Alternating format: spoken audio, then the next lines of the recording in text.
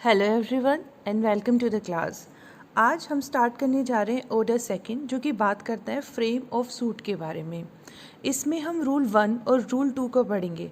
और अगर आपको याद हो, मैंने जब आपको सेक्शन पढ़ाए थे, जब हम CPC के सेक्शन स्टार्ट किए थे, तब मैंने आपको सेक्शन 12 पढ़ाया था। और उसमें सेक्शन 12 में लिखा हुआ है कि सर्टेन सूट्स को बार किया गया है। उसमें मैंने आपको रेस जुडिकाटा पढ़ा दिया है, और भी जो भी हमने अभी तक कवर किए हैं उसमें जो भी बार से रिलेटेड प्रोविज़न थे हम कवर कर चुके हैं।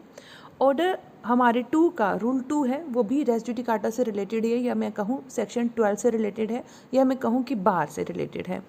तो आप बार वाली वीडियो जो है, मतलब सेक्शन 12 वाली वीडियो, उसको एक बार ज़रूर चेक करना। उसमें सारी चीज़ें लिखी हुई हैं, या अगर आपने नोट्स लिए हैं टेलीग्राम चैनल पर मेरे, तो वहाँ पर भी आपको PDF में दिख जाएगा कि ये हम सूट जो है वो बार वाली कैटेगरी में रखे हुए हैं सेक्शन 12 के अकॉर्डिंग। तो उसी के अकॉर्डिंग आज हमें ऑर्डर हमारा सेकंड और रूल 2 को पढ़ना है। रूल 1 भी पढ़ना है, रूल 2 भी पढ़ना है। एक इसमें रूल 3 और 4 भी होता है, जब joinder of cause of action की बात करते हैं, जिसको हम ऑलरेडी जो है कवर कर चुके हैं। ठीक है, तो हम अब पढ़ते हैं हमारा ऑर्डर सेकंड और रूल 1 क्या कहता है। तो रूल 1 कहता है फ्रेम ऑफ सूट। क्या कहता है? फ्रेम ऑफ सूट, कि सूट को फ्रेम करना है। फ्रेम करेंगे कैसे? Every suit shall as far as practicable be framed so as to afford ground for final decision upon the subjects in dispute and to prevent further litigation concerning them.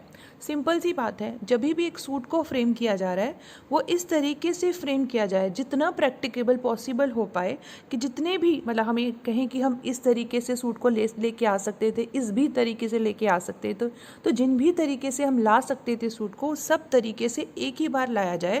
कहने का मतलब ये है कि जो भी इंपॉर्टेंट मुद्दे हमें लाने हैं कोर्ट के सामने, ताकि हमें फाइनल डिसीजन लेके आया जाए, कोर्ट हमें फाइनल डिसीजन दिए, तो वो सारी बातें कह रहे हैं कि हमें इस तरीके से सूट को फ्रेम करना है। फ्रेमिंग ऑफ द सूट किस तरीके से होनी है? सूट फ्रेम करने का मतलब प्लेंट लेके आते हैं, तो प्लेंट आप किस तरीके से लेके आए? इस तरीके से जो हमें अल्टीमेट डिसीजन कोर्ट से चाहिए, जो रिलीफ क्लेम कर रहे हैं वो रिलीफ क्लेम करता हुआ हमें मिल जाए। या अगर हम बात करें कि कोर्ट जो है डिसीजन पे पहुंच पाए, जो कि सब्जेक्ट मैटर से रिलेटेड, डिस्प्यूट की बात करें, जो डिस्प्यूट में जो सब्जेक्ट मैटर है उससे रिलेटेड है, ताकि दोबारा फिर से उसी मुद्दे पे जो है लिटिगेशन ना आए। अब यहाँ पर एक वर्ड यूज़ हो गया लिटिगेशन, तो मैं आपको बताऊंगी कि लिटिगेशन क्या होता है। पहले आप समझ लो रूल 1 क्या कहता है। रूल 1 कहता है सिंपल सी बात में कि एक कॉज ऑफ एक्शन अराइज हुआ। ठीक है, अब वो कॉज ऑफ एक्शन अराइज हुआ, या मैं कहूँ कि A ने B को 50,000 रुपये दिए थे उधार के तौर पे। अब 50,000 रुपये वापस करने की जब डेट आई तो B ने वापस नहीं किए, तो वो कॉज ऑफ एक्शन अराइज हो गया, तो वो कोर्ट के पास जा सकता है सूट लेकर के। तो कह रहे हैं कि वो जो सब्जेक्ट मैटर से रिलेटेड जिन जिन बातों को लाके कोर्ट को ये कहना चाहता है कि मेरे पैसे से वापस दिलवा दीजिए, तो वो सभी की सभी एक ही बार में लेके आएगा, ताकि दोबारा वो लेके ना आए। यानी कि कहने का मतलब ये है, ये 50,000 रुपये के लिए इनका वाद हुआ, 50,000 रुपये के लिए डिस्प्यूट हुआ है, तो वो 50,000 का ही मुद्दा लेके आए। जिन जिन कंडीशन पे उनके बीच में आपस में 50,000 रुपये की जो उधारी थी वो तय हुई थी, सारे मुद्दे कोर्ट के सामने लेके आए। ये ऐसा ना हो कि आज वो 30,000 रुपये के लिए, 20,000 रुपये के लिए, 10,000 रुपये के लिए लेके आए और बाद में कहे कि मुझे बाकी के रुपए दिलवा दो। ऐसा नहीं, फर्दर लिटिगेशन ना हो। या अगर हम बात करें, कोर्ट को पहले उसने बता दिया कि मेरे को इस डेट के अंदर अंदर पैसे इसने कहा था वापस करने के लिए, पर इसने नहीं किए। बाद में कहता है, इसने कहा था कि अगर मेरे साथ कुछ ऐसी सर्कमस्टांसेस आ गई तो इतना टाइम पीरियड में और एक्स्ट्रा लेके चलता। मेरी बात समझ रहे हो? मैं दोबारा समझाती हूँ। जैसे A और B के बीच में कॉन्ट्रैक्ट हुआ 50,000 रुपये का, इसने 50,000 रुपये B ने उधारी लिए A से। अब इन्होंने एक डेट सेट करी, से फॉर इंस्टेंस 5 जून इन्होंने जो है आपस में डिसाइड की है। अब इनने कहा था कि मैं 5 जून तक आपको पैसे चुका दूंगा, लेकिन अगर ऐसी कुछ सर्कमस्टांसेस हुई तो मैं 8 जून तक भी जा सकता हूँ। तो 5 जून की डेट आई, इसने पैसे वापस नहीं किए, कोर्ट के पास चला जाता है ना। अब यहाँ पर देखो क्या होगा। अब यहाँ पर हो रहा है कि इसने ये बात नहीं बताई कि इसने कहा था अगर सर्कमस्टांसेस हुई तो मैं 8 जून तक भी जा सकता हूँ, उसके बाद इसका जो कॉज ऑफ एक्शन वो अराइज होता था। तो यहाँ कह रहे हैं कि जितनी भी बातें होनी थी वो सारी बातें कोर्ट के सामने पहली ही बार में लेके आइए, ताकि दोबारा आप लिटिगेशन को लेकर के ना आए। अब मैंने आपको बोला कि मैं लिटिगेशन का मतलब पहले आपको समझाऊंगी, ताकि हमें सारी प्रॉब्लम की जो जड़ है, मतलब जिसका हमको पढ़ना है, वो क्लियर हो जाए। तो लिटिगेशन का क्या मतलब होता है? लिटिगेशन का मतलब होता है the conduct of law suit is called the litigation. Conduct का मतलब संचालन, जो कि मैंने आपको कल की वीडियो में ही बताया ऑर्डर 1 रूल 11 में, जहाँ कंडक्ट ऑफ सूट के बारे में कहा गया है। तो कंडक्ट ऑफ सूट को बोलते हैं लिटिगेशन, यानी कोर्ट में जो सूट आता है उसके संचालन को हम बोलते हैं लिटिगेशन। और जो पार्टीज होती हैं, चाहे वो प्लेंटिफ हो चाहे डिफेंडेंट्स हो, उनको लिटिगेंट्स बोलते हैं। और जो प्रोसीजर होता है वो किसके अकॉर्डिंग चलता है, वो प्रिंसिपल्स ऑफ लॉ जो कि CPC में मेंशन है उसके अकॉर्डिंग चलता है। तो this is the important point जो हमें क्लियर होना चाहिए कि लिटिगेशन का मतलब होता है कंडक्ट ऑफ द सूट, और वो कंडक्ट कहाँ मेंशन है, ऑर्डर 1 रूल 11 में। ठीक है, अब वापस अपने रूल 1 पे चलते हैं। तो रूल 1 क्या कहता है हमें कि जितना ज़्यादा पॉसिबल हो आप सभी मैटर जो है वो सभी कोर्ट के सामने एक ही बार लेके आइए, ताकि दोबारा लिटिगेशन ना आए, दोबारा कोर्ट में संचालन ना हो किसका, सूट का। तो रूल 1 हमें ये कहता है।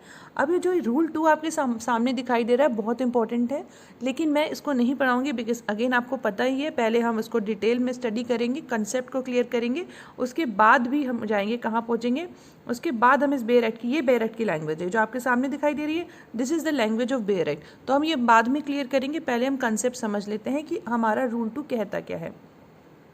ठीक है, तो रूल 2 कहता है कि मैं इसको आपको समझाऊंगी, लेकिन उससे पहले मुझे एक बात आपको कहनी है। अगर आपको इसके ये नोट्स चाहिए जो आपके सामने PDF दिखाई दे रही है, मतलब जो वीडियो में आपके सामने दिखाई दे रहा है, इफ़ यू वांट नोट्स तो आप मुझे टेलीग्राम चैनल है मेरा, मैं नीचे उसका जो आप लिंक है वो शेयर कर दूंगी, आप लोग शेयर मेरे साथ जो जुड़ सकते हैं और ये नोट्स जो है वो आप ले सकते हैं। और अगर कोई प्रॉब्लम आती है, नहीं आप जुड़ पाते या लिंक वर्क नहीं करता, तो आप टेलीग्राम पर अर्चना सुखीजा, जो मेरा नाम यूट्यूब पर है, वो सर्च कर लीजिएगा और जुड़ जाइएगा।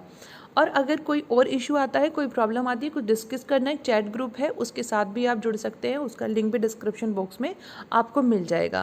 बिसाइड बच्चे मैं अनअकैडमी पर भी हूँ और वहाँ मेरा इंडियन एविडेंस एक्ट चल रहा है।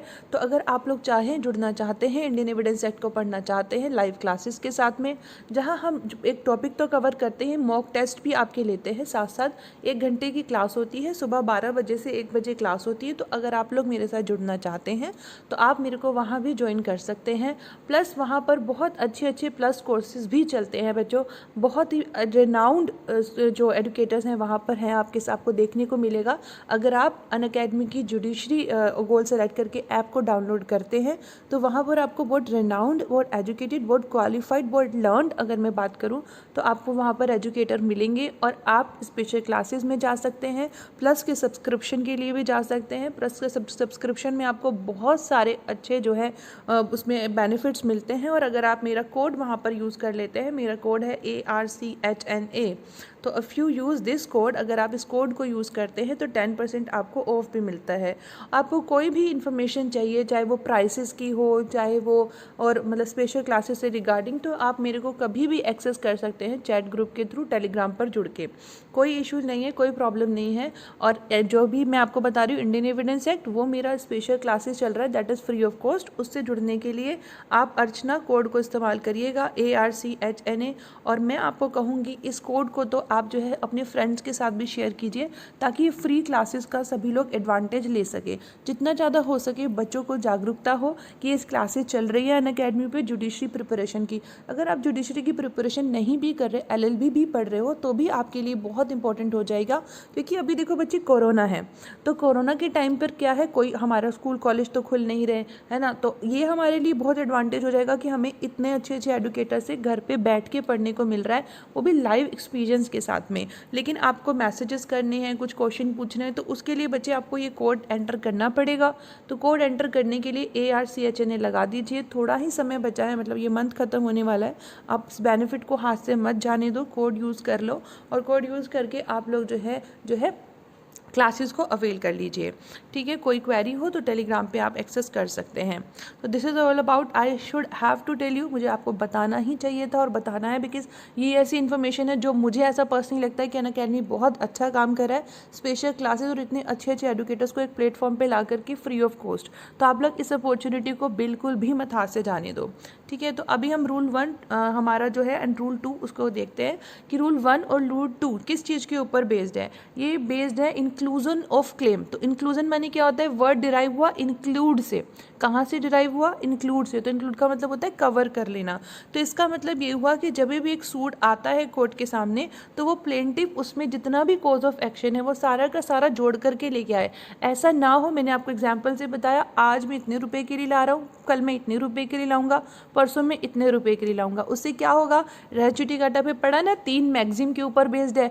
एक व्यक्ति को बार बार परेशान करोगे, अगर बार बार सूट आता है तो एक व्यक्ति जो है कभी भी लिटिगेशन खत्म ही नहीं होंगे। इंटरेस्ट ऑफ द कोर्ट, मतलब ये राष्ट्र के हित में है कि जो है सूट जो है ख़त्म हो जाना चाहिए। तीसरा क्या कह रहे हैं, एक न्याय के ऊपर जो विश्वास होता है वो डगमगाएगा कि हाँ आपको यकीन ही नहीं है कि न्याय जो कोर्ट है उन्होंने न्याय किया है। तो इन तीनों के ऊपर ही बेस्ड है ये वाला भी हमारा रूल 2, हमारा ऑर्डर 2 का, कि क्या कहते हैं कि जितना भी आप एक क्लेम लेके आ सकते थे, लेकिन यहाँ पर हमारी बात क्या है, सिर्फ कॉज ऑफ एक्शन से रिलेटेड है। तो कॉज ऑफ एक्शन जो आप एक सूट के अंदर ला सकते थे वो सारे के सारे एक ही बार में लेके आइए, बार बार मत लेके आओ। क्यों कह रहे हैं कि all matters in the dispute are disposed finally, एक ही बार में हम कर लो, ताकि जो है आप उस कॉज ऑफ एक्शन पर फर्दर लिटिगेशन, फर्दर जो है सूट लेकर के ना आए।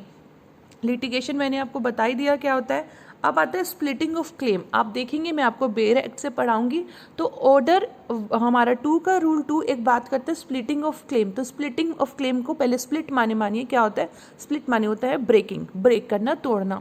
तो कहने का मतलब ये है कि एक क्लेम है, एक दावा बैठता है एक व्यक्ति का दूसरे व्यक्ति पर, उस पर वो तोड़ तोड़ के पेश ना करे। तोड़ तोड़ के पेश करने का मतलब ये है कि वो एक ही बार में एक सारी बातें लेकर के आए। ऐसा ना हो कि वो सोच ले कि हाँ जी मैं आज इतने रुपए के लिए ले जाता हूँ, कल मैं इतने रुपए के लिए ले जाऊँगा, परसों मैं इतने रुपए के लिए ले जाऊँगा। तो ऐसा ना करे। सिंपल बात कह रहे कि हर जो सूट लाया जाता है कोर्ट के सामने, प्लेंटिफ को कॉज ऑफ एक्शन से रिलेटेड सारा का सारा एक साथ लेके आए। लेकिन एक बात और इसके अंदर है हमारे ऑर्डर 2 रूल 2 में, कि प्लेंटिफ अपनी मर्जी से चाहे तो रिलिंक्विश कर सकता है। रिलिंक्विश का मतलब होता है त्याग सकता है।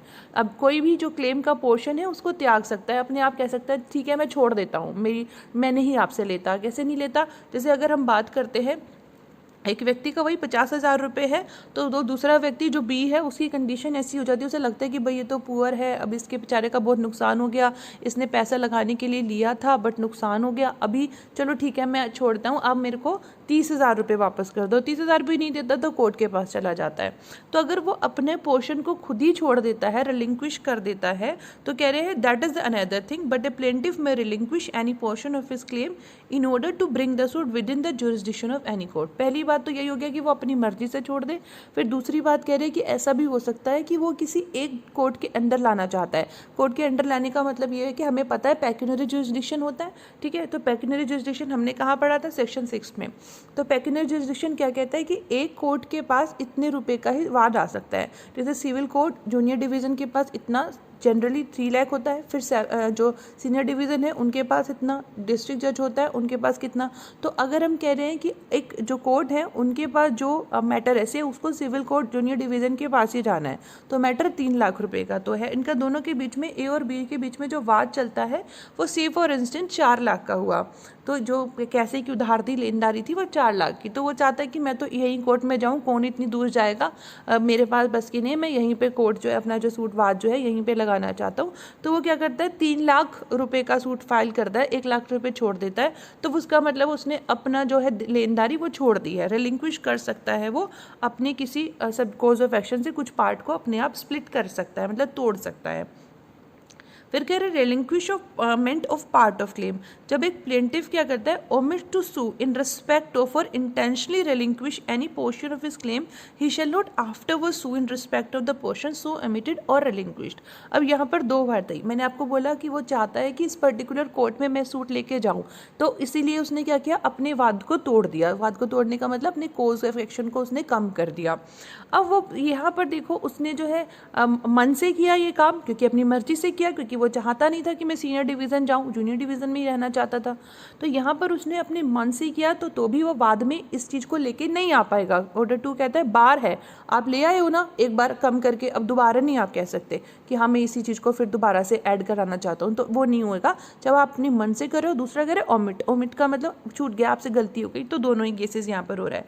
Omission to sue for one of several reliefs. अब ये क्या है, a person entitled to more than one relief in respect of the same cause of action may sue for all or any of such reliefs, but if he omits, except with the leave of the court, to sue for all such reliefs, he shall not afterwards sue for so relief so claimed. अगर वो कुछ omit करता है, मतलब कुछ छोड़ देता है, omission करता है किसी चीज़ की, तो बिना कोर्ट की परमिशन के वो omit नहीं कर सकता. अगर वो बिना कोर्ट की परमिशन के omit करता है, किसी चीज़ को छोड़ देता है, नहीं बाद में लेके आता कोर्ट की परमिशन के बिना, तो फिर उसको बाद में वो एंटरटेन नहीं करवा सकता, या कहें बाद में वो उसको कोर्ट के सामने नहीं लेके आ सकता. तो स्प्लिटिंग ऑफ क्लेम का सारा गेम है.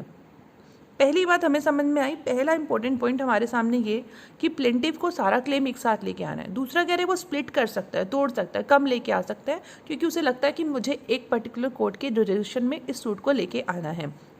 फिर दूसरा कह रहे हैं रिलिंक्विशमेंट करता है अगर वो अपनी मर्जी से छोड़ता है या फिर ओमिशन होता है, दोनों ही केसेस में बाद में वो अलाउ नहीं होगा. तीसरी बात कह रहे हैं अगर वो कोर्ट की परमिशन से ओमिशन करता है, नहीं ऐड करता है उस चीज़ को, तो उस केस में कह रहे हैं उस केस में फिर वो ला सकता है बाद में बात. अगर कोर्ट की परमिशन से नहीं करता तो फिर उसमें कह रहे हैं कि नहीं ला सकता है फिर. ठीक है, फिर अब देखो हमारा ऑब्जेक्ट क्या है, इसको समझिएगा बात को, मेरी बात बहुत ध्यान से सुनना बच्चों.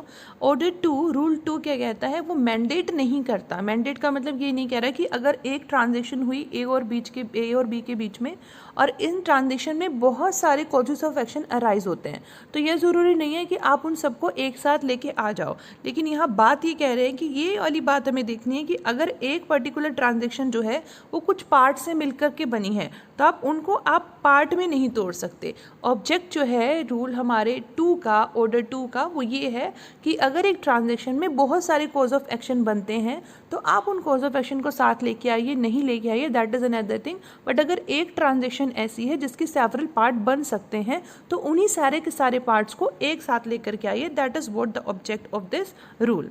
ठीक है, देखो यहाँ लिखा है in fact what a rule lays down is that where there is one entire cause of action the plaintiff cannot split the cause of action into part so as to bring separate suit in respect of those parts. ठीक है, ये जो rule है वो इस चीज़ के ऊपर ही based है कि एक डिफेंडेंट को बार बार एक कोज के ऊपर परेशान नहीं किया जाएगा.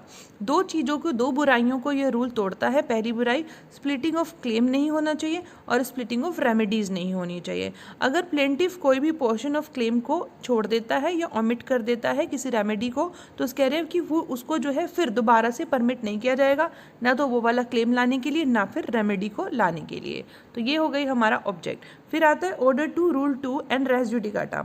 ये समझिएगा, ऑर्डर 2 रूल 2 है, पीनल इन नेचर है, समझिएगा.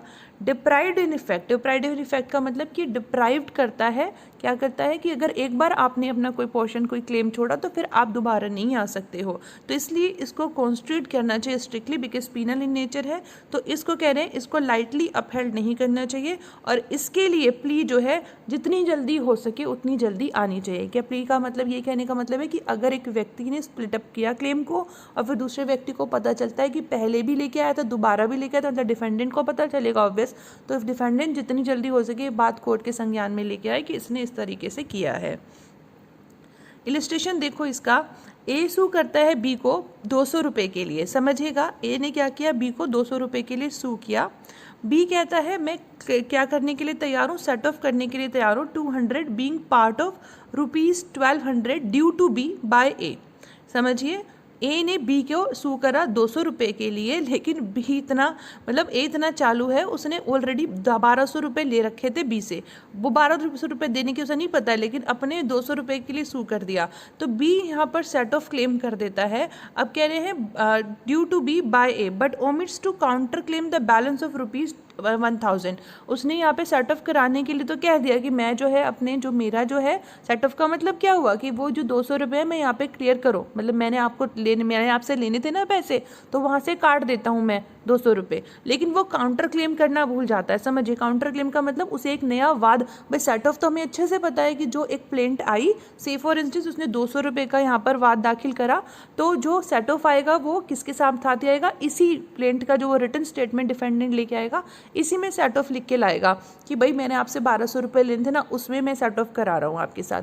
लेकिन जब काउंटर क्लेम लेके आएगा तो वो दूसरा जो है अपने साथ लेके आएगा, दूसरा वाद इंस्टीट्यूट होता है। तो वो यही कह रहे कि काउंटर क्लेम नहीं करता, कहता नहीं कि मेरे को मेरे 1000 रुपये दो, तो कह रहे बी बाद में वो सू नहीं कर सकता 1000 रुपये के लिए। समझिएगा बात को। एक कॉज ऑफ एक्शन यहाँ पे कह रहे स्प्लिट अप नहीं कर सकते क्लेम को। यहाँ जो आपका दावा था कितना 1200 रुपये का, तो आप ऐसे नहीं अभी आप कह रहे हो मैं सेट ऑफ करा रहा हूँ, बाद में आप वाद ले आओ 1000 रुपये के लिए, ऐसा नहीं, अभी से काउंटर क्लेम फाइल करो ना, काउंटर क्लेम भी अभी दाखिल करो। तो यहाँ पर यही वाला हमारा जो रूल 2 है वो एप्लीकेबल। दूसरा इलस्ट्रेशन देखिए, ए जो है वो बी को सू करता है किराए के लिए। अब ये सूट डिसमिस हो जाता है इस बात पे कि समझ में आता है कि वो दोनों तो टेनेंट्स इन कॉमन है, लैंडलॉर्ड तो है ही नहीं, ए लैंडलॉर्ड नहीं है जिससे वो किराया मांग सके बी से, तो कह रहे हैं कि वो टेनेंट्स इन कॉमन है। तो यहाँ पर ये वाली बात एप्लीकेबल होती है कि अगर बाद में ए जो है वो पार्टीशन के लिए प्रॉपर्टी के लिए सूट जो है दाखिल करता है तो वो बार नहीं है, क्योंकि ये दोनों के दोनों कॉज ऑफ एक्शन क्या हुए, वो अलग हो गए। यहाँ पर वो किराया मांग रहा है और यहाँ पर वो पार्टीशन मांग रहा है, तो दोनों की दोनों चीज़ें अलग हो जाती हैं। यहाँ पर ये कह रहे हैं, तो यहाँ पर कह रहे हैं इसको बार नहीं किया गया, लेकिन ये एक ही चीज़ है इसलिए इसको कॉज ऑफ एक्शन ये 1200 रुपये एक ही है, तो ये बार हो जाएगा, यहाँ पर ये बार नहीं होगा। तो ये वाली बात हमें समझनी है। फिर आता है कंडीशंस। बहुत इंपॉर्टेंट है कि कौन कौन सी कंडीशन होती हैं ऑर्डर 2 के रूल 2 पे एप्लीकेबल। पहली बात समझिए cause of action. Second, suit must be in respect of the same cause of action as that on which the previous suit was based. ये बहुत इंपॉर्टेंट है कि जो सेकंड सूट है वो सेम कॉज ऑफ एक्शन पे ही होना चाहिए, ऐसा नहीं कि अलग अलग हो। जैसे हमने कहा वहाँ पर पार्टीशन हो गया और दूसरी तरफ वो पहले क्या मांग रहा था, किराया मांग रहा था, तो ऐसा नहीं होना चाहिए, सेम कॉज ऑफ एक्शन होना चाहिए। फिर बात कर रहे हैं कि जो सेम कॉज ऑफ एक्शन की बात करें, plaintiff was entitled to more than one relief, तो प्लेंटिफ को एक से ज़्यादा उससे रिलीफ मिल सकते थे, दूसरी कंडीशन ये है। और तीसरी कंडीशन ये है कि उसको जो रिलीफ है सबको एक साथ ही लेके आना चाहिए था। अगर वो without leave of the court omit करता है ये रिलीफ को लाना, तो कह रहे हैं कि सेकंड सूट जो है वो फाइल नहीं कर सकता। Being thus entitled to more than one relief, the plaintiff without leave of the court omitted to sue for the relief for which the second suit has been filed। तो अगर उसने बिना लीव के और court के किया था पहले वाले रिलीफ को ओमिट, तो वो नहीं ला सकता। तो पहली कंडीशन अगर हम समझेंगे तो बाद में यहाँ पर पहली कंडीशन शुरू हो जाएगी और कॉज ऑफ एक्शन। उससे पहले 3 क्वेश्चंस को हमें समझना होगा। क्या देखिए, in other words 3 question should be asked before bar of order 2 rule 2। Very very important है बच्चों, जब आपको नोट्स मिल जाएंगे ना तो इनको अपने साथ रखिएगा, एकदम समझ में आ जाएगा आपको चीज़ों को। क्या सबसे पहला क्वेश्चन हमें देखना है कि जो कॉज ऑफ एक्शन है जो प्रीवियस सूट में था और सब्सिक्वेंट सूट में क्या सेम है। समझिएगा, जैसे रेस जुडिकाटा में पढ़ा था, ये भी रेस जुडिकाटा ही है, बार है सूट। तो यहाँ पर यही कह रहे हैं कि अगर जो पहले वाला सूट था और ये वाला सूट है, इनका कॉज ऑफ एक्शन क्या आइडेंटिकल है, सेम है। दूसरी बात, जो क्लेम किया गया है सब्सिक्वेंट सूट में, क्या उसको प्रीवियस सूट में दिया जा सकता था। Whether the relief claimed in the subsequent suit could have been given in the previous suit on the basis of pleadings made in the plaint. क्या उसी अब वो सब्सिक्वेंट सूट में कुछ रिलीफ मांग रहा है, क्या उस रिलीफ को पहले वाले सूट में दे सकते थे, तो यहाँ बार हो गया रूल 2 के अकॉर्डिंग। तीसरी बात, whether the plaintiff omitted to sue for a particular relief on the cause of action which has been disclose in the previous suit. ये देखो, whether the plaintiff omitted to sue for a particular relief on the cause of action which has been disclosed in the previous suit। जो उसके previous suit में जो disclose हुआ है cause of action, कह रहे हैं क्या उसने omit किया है, क्या उसने कुछ ओमिट किया है, मतलब वो नहीं कर पाया, तो यहाँ पर उस चीज़ को भी मतलब omitted to sue for a particular relief, वो एक पर्टिकुलर रिलीफ को लेके आ सकता था, पहले वाले को उसमें सूट में नहीं लेके आया, ओमिट किया है उसने, ओमिशन हुआ है उससे। तो ये तीनों क्वेश्चन का हमें आंसर फाइंड आउट करना है, तब हमें पता चलेगा ये बार है या फिर नहीं है। तो सबसे पहली बात है कॉज ऑफ एक्शन। तो कॉज ऑफ एक्शन का समझ में आया कि अगर हमें ऑर्डर 2 रूल 2 को एप्लीकेबल करना है, मतलब सेकंड सूट को हमें बार करना है, तो ये हमें प्रूव करना पड़ेगा जो सेकंड सूट का कॉज ऑफ एक्शन है वो सेम है जिसमें कि प्रीवियस सूट में भी था। In case this condition is not fulfilled, तो फिर हम कह रहे हैं there could not be bar to subsequent suit. पहली कंडीशन यही है कि cause of action subsequent suit का और हमारा जो अभी वाला सूट है इन दोनों में सेम होना चाहिए, previous suit and subsequent suit. Previous suit का मतलब क्या हुआ, जो पहले वाला सूट था, और सब्सिक्वेंट सूट का मतलब अब हम लेके आए हैं, दोनों का जो कॉज ऑफ एक्शन वो आइडेंटिकल है। फिर इसके अलावा कह रहे हैं आइडेंटिटी होनी चाहिए कॉज ऑफ एक्शन के बीच में। एंड क्लेम हम कह रहे हैं and that on which the claim in the latter suit is based. Cause of action should not only be similar but it must be same. यहाँ कह रहे हैं सिमिलर मतलब एक जैसा दिखना नहीं चाहिए, ऐसा नहीं होना चाहिए एक जैसे यहाँ दिख रहे हैं, बट वो सेम ही होने चाहिए। एग्जाम्पल के तौर पे हम बात करें तो यहाँ पर मैंने लिखा है where the rent of several years is in the arrears and the plaintiff claims the rent of only 1 year he can not be subsequently sue for the rent of others years. जैसे अगर एक व्यक्ति ए है, सी for instance एक व्यक्ति है ए और एक व्यक्ति है बी। ए ने एक व्यक्ति बी को यानी कि अपनी प्रॉपर्टी दी है, से फॉर इंस्टेंस एक घर दिया है किराए पे। अब वो घर जो है वो किराए पे चढ़ा हुआ है, 4-5 साल से चढ़ा रखा है उसने, यानी पीछे जो है 2018 में उसने ही उसे घर जो है किराए पे दिया। अब देखो 2018 का किराया भी उसने नहीं दिया, 19 का भी नहीं दिया, 20 का भी नहीं दिया, 21 का भी नहीं दिया। तो यहाँ पर कह रहे हैं उसको जो है एक अगर उसने सूट फाइल करना है, उसने कह दिया, उससे बोला कि दे दो मेरा किराया, वो नहीं देता, सूट फाइल करता है, तो सारे के सारे सालों का किराया जो कि उसको देना था उसने नहीं दिया बी ने, उसके खिलाफ ए जो है कोर्ट में जाएगा।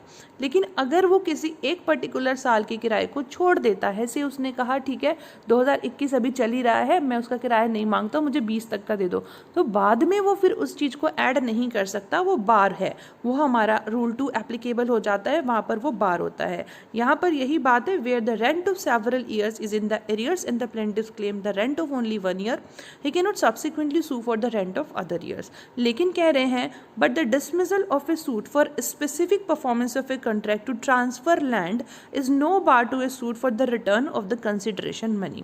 समझिए, अगर हम कह रहे हैं एक व्यक्ति ने क्या किया, स्पेसिफिक परफॉर्मेंस के लिए एक सूट दाखिल करा, कहा कि मेरे को स्पेसिफिक परफॉर्मेंस करा दीजिए, ठीक है। अब स्पेसिफिक परफॉर्मेंस के लिए उसने सूट दाखिल किया, उसके बाद में वो एक सूट दाखिल करता है कि मेरे पैसे वापस दिलवा दीजिए, तो ये दोनों चीज़ें बार नहीं है, दोनों चीज़ें कह रहे हैं कि दोनों चीज़ें अलग अलग आ सकती हैं, क्योंकि हमने कहा सेम होनी चाहिए, यहाँ पर अलग अलग है। पहले उसने स्पेसिफिक परफॉर्मेंस के लिए कहा, बाद में वो अपनी पैसे वाली जो पैसे थे उसके लिए जा रहा है, तो जा सकता है। तो कॉज ऑफ एक्शन सिमिलर होना चाहिए, अलग अलग नहीं होना चाहिए।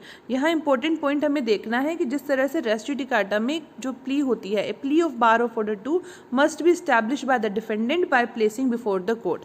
हमने आपको पहले ही बता दी ये बात कि अगर हम कोर्ट को बताएगा कौन, प्ली कौन के लेके जाएगा, कहा अर्लीस्ट अपॉर्चुनिटी पे डिफेंडेंट लेके जाएगा, क्योंकि डिफेंडेंट ही तो होगा जो कोर्ट को ये बताएगा कि देखिए पहले भी ये आ चुका है सवाल लेके, फिर दोबारा आ रहा है। प्लेंटिफ थोड़ी ना जाएगा कि मैं पहले भी आया था, मैं अब भी आ रहा हूँ, बार कर दो मुझे, नहीं, दैट इज़ नॉट पॉसिबल ना। तो यहाँ पर यही बात है कि यहाँ पर डिफेंडेंट को प्ली लेके जानी है और जितनी जल्दी हो सके वो उतनी जल्दी ही जाएगा।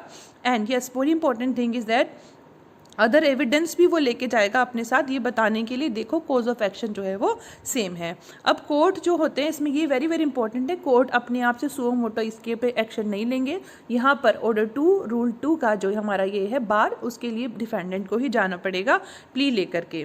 फिर हमारा दूसरा इंपॉर्टेंट कंडीशन क्या है, हमने आपको बताया पहला कोज ऑफ एक्शन होता है, दूसरा होता है सेवरल रिलीफ। तो अगर एक साथ जितने भी रिलीफ वो लेके आ सकता था सभी के सभी वो एक ही बार में लेके आ जाए, तो रूल अप्लाई होता है जहां पर प्लेंटिफ इंटाइटल्ड होता है एक से ज़्यादा रिलीफ के लिए सेम कोज ऑफ एक्शन में, और वो जो होता है उनमें से कोई रिलीफ छोड़ देता है, नहीं मांगता।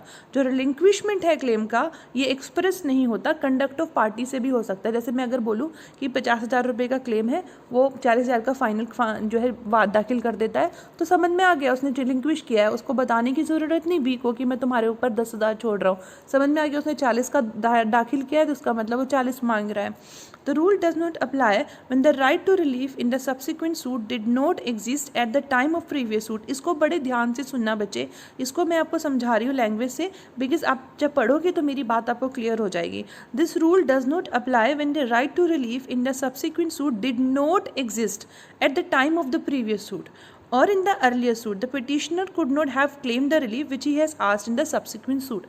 very very important thing है, इसमें कह रहे हैं कि जब उसने पहला वाद दाखिल किया था, अगर उस वक्त वो कोई क्लेम, उस वक्त वो जो रिलीफ है वो नहीं था लेकिन बाद में आ गया है, तो वो बाद वाले वाद में उसको लेके आ सकता है। समझिएगा मेरी बात को, जिस वक्त उसने पहला वाद दाखिल किया था तो जो क्लेम उस वक्त अवेलेबल थे वो सारे क्लेम के लिए वो वहाँ पे वाद दाखिल कर सकता है। लेकिन अगर कोई ऐसा क्लेम है जो बाद में अराइज होता है तो वो बाद में जाके फाइल करके आता है उसके लिए, तो उसको यहाँ पर हम बार में नहीं गिनेंगे, ठीक है।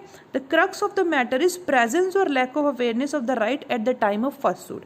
समझ में आ गया ये वाली इंपॉर्टेंट पॉइंट, मैंने इसको इन्वर्टेड कॉमास में यहाँ पर इसीलिए लिखा है, मैंने नहीं लिखा, ये बुक में ही लिखा हुआ है, बट यहाँ पर मैंने दिखाने के लिए आपको बताया।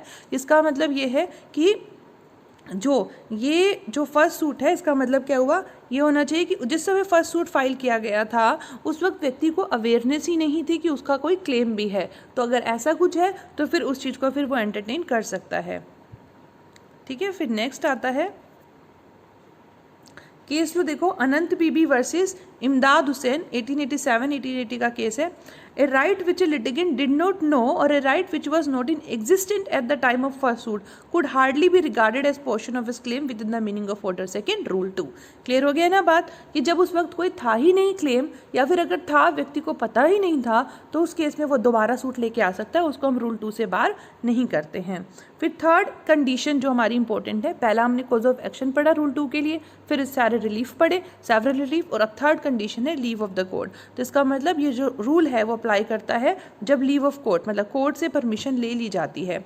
अगर ओमिशन के लिए जो परमिशन ले ली गई है कोर्ट से कि हाँ हम छोड़ना चाहते हैं, तो फिर सब्सिक्वेंट सूट उस रिलीफ के लिए जो है वो बार नहीं है। जब कोर्ट से परमिशन लेके हमने ओमिशन किया है तो फिर दोबारा बाद में उस चीज़ के ऊपर वाद लाना जो है वो क्या है, वो बार नहीं है। लेकिन जो लीव देनी है, मतलब व्यक्ति को अलाउ करना है कि ठीक है आप ये वाला पार्ट नहीं लाना चाहते मत लाओ, वो डिस्क्रिशनरी है, कोर्ट की पावर डिस्क्रिशनरी है, कोर्ट के अपने विवेक पर डिपेंड करता है, कोई राइट नहीं है यहाँ पे प्लेंटिफ का, उसकी कोर्ट की मर्जी है यहाँ पर, प्लेंटिफ की नहीं, ठीक है। लेकिन कह रहे हैं and exercise of discretion will not be interfered with by a superior court, तो कोई सुपीरियर कोर्ट उनको बोल भी नहीं सकते कि भाई आप ये चीज़ करो।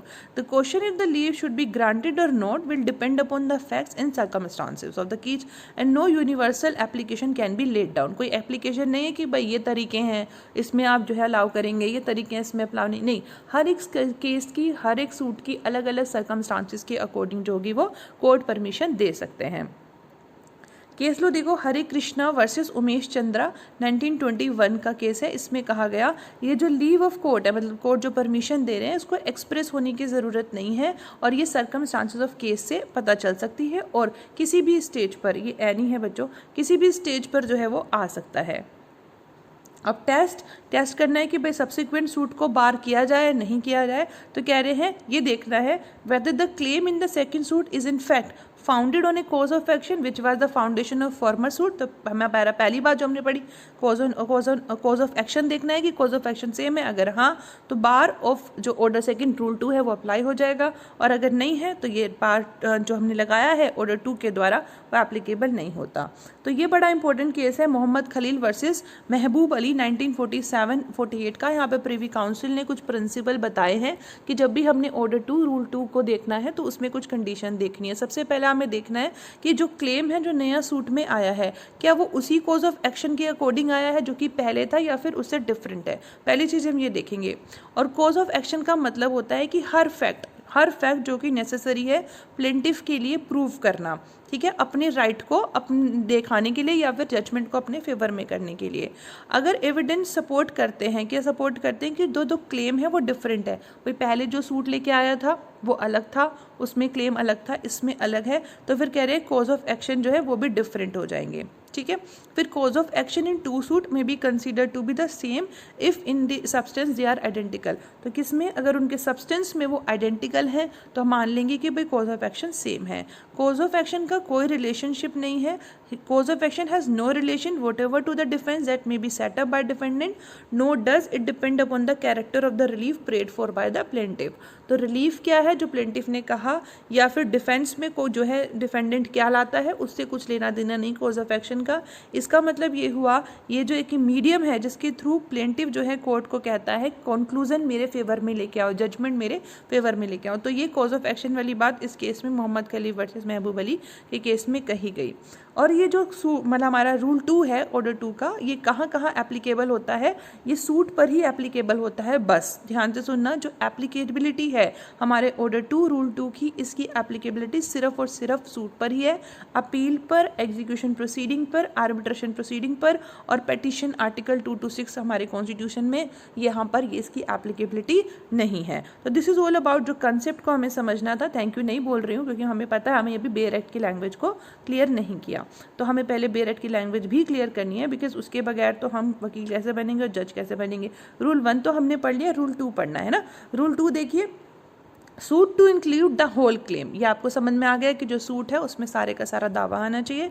Every suit shall include the whole of the claim which the plaintiff is entitled to make in respect of the cause of action. तो कॉज ऑफ एक्शन से रिलेटेड जो भी क्लेम वो ला सकता था उसे लाना चाहिए, बट लेकिन प्लेंटिफ रिलिंक्विश कर सकता है किसी भी पोर्शन को, किस लिए कि हाँ मैं इसी कोर्ट के जुरिस्डिक्शन में लाना चाहता हूँ।